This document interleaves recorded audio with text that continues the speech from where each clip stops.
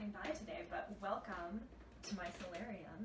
This is where I work, and I'm going to give you a tour of it in support of Chicago's many wonderful independent bookstores. And so I'm Kathleen Rooney, and you might know my book that came out a couple years ago, Lillian Boxfish Takes a Walk, which is about a woman named Lillian Boxfish who takes a walk. It's based on Margaret Fishback, who was in fact the highest paid female advertising copywriter in America in the 1930s. And it's Sunday, it's August 9th, and you happen to be stopping by just 2 days before my latest novel, Cher and Major Whittlesey, comes out from Penguin. And the title kind of explains what you need to know about it, where there's two characters, also like Lillian, based on true life figures, one of whom is a pigeon named Cher and the other is a soldier named Major Whittlesey. It's set during World War I, and Cher the pigeon was one of the many messenger pigeons used in those battles, and she carried a message that helped to save a group of soldiers led by Major Whittlesey, known as the Lost Battalion. So I'm very excited for this book to be coming out, and in fact later today, after I give you this tour, I'll be going to some of Chicago's many wonderful independent bookstores to sign copies of this book. For now though, I'm going to give you a quick tour of some of the high points of my solarium, and then I'm going to read to you from another book that I think you might enjoy, and that'll be that. So here we go.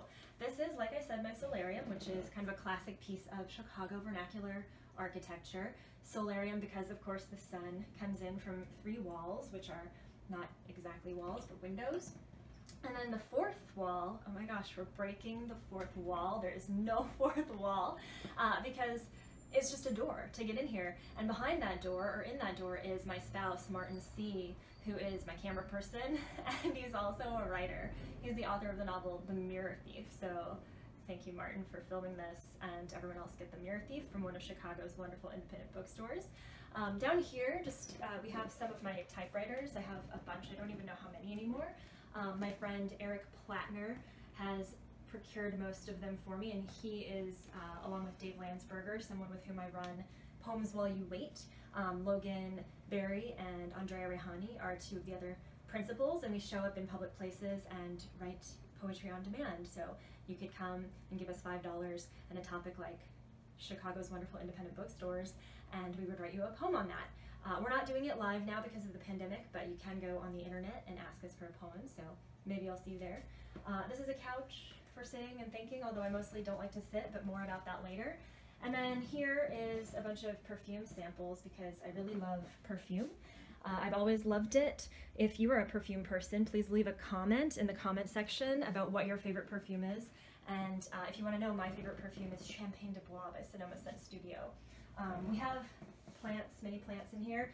This is an Oxypetalum epiphyllum, which you may know from the movie Crazy Rich Asians. It's the one that blooms at night just once a year, and it's incredibly beautiful. Martin and I look forward to it every time it blooms. Our friend Chris Hudson, hi Chris Hudson, gave it to us, and when we got it, it was very tiny. Over here, I do book reviews and interviews with authors, so this is my stack, many review copies. 2 on the top are ones I'm really excited about. The Freezer Door by Matilda Bernstein Sycamore, she's great. And then Chicago author Rachel Swearingen, How to Walk on Water, which is her story collection. And then I'm also an editor of Rose Metal Press along with Abby Beckel. Hi Abby, if you're out there. And Brevity, co-edited by Zoe and Dinty, is going to be coming out later this fall. And then I think the last couple things you need to know are I use a standing desk. I love to stand. I feel like it helps me think. I'm not a big sitter. Sitting kind of hurts my body and makes me feel dumber, so when I stand I think I'm smarter. And so that's why I work that way. And then over here, organizational system, calendar, and then bookshelf, which tends to be organized based on recent projects completed and then current projects underway. So here I've got fairy tale and silent movie stuff for a project that I am working on. I've got the Literate Bun statue, which is from a family friend, Maureen, and then the standing desk was made by a friend of the family, Ed Ludwig.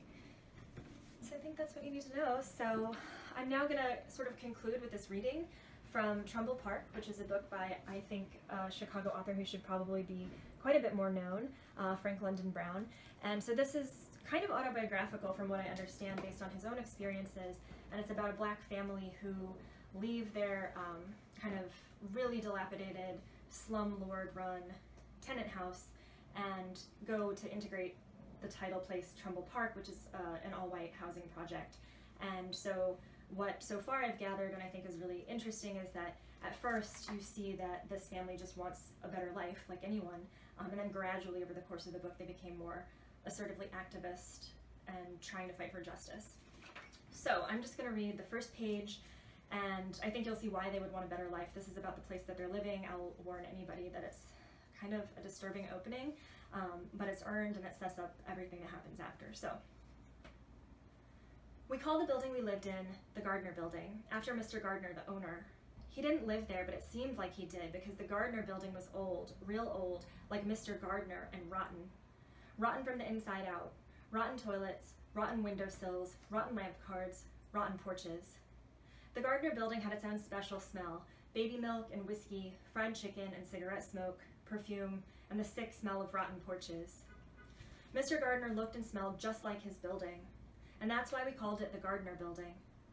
Baby Doll, my girl Diane's little playmate, called the Gardner Building the Darter. Baby Doll was 2 years old, same as my girl Diane, and very pretty.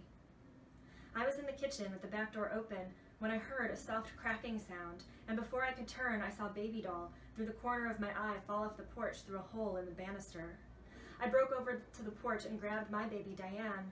Baby Doll hit the ground 4 stories down. What an awful sound Baby Doll's body made. Baby Doll screamed once, something like a groan. Then she was quiet. I stared at her body for what seemed to me to be a long time, but I know it wasn't. Then I screamed Baby Doll's mother's name. So, what an opening. It's a really good book so far. As you can see, I'm not that far into it, but I've heard good things, and it is something that I'm looking forward to finishing. And so maybe if you're interested in it too, you could order it from one of Chicago's many wonderful independent bookstores. Frank London Brown, this is his only novel. He died when he was just 34 of cancer, and so many people think that this is a great novel, and it would have been just the first in what would have been a long career if he hadn't died so tragically young. So it's kind of a bummer, but some things are bummers. I think that's it. That's my tour, but to end on a bit of a higher note, the last thing I wanted to show is this plastic pigeon who I've named Cher on me, in honor of Cher and Major Whittlesey. My friend Donna sent it to me, and so thank you, Donna, if you're watching. And I guess, yeah, go to one of Chicago's many wonderful independent bookstores and get Cher on Me, or Frank London Brown, or any of the books by some of the other people who've done this series. So thanks for listening. Bye.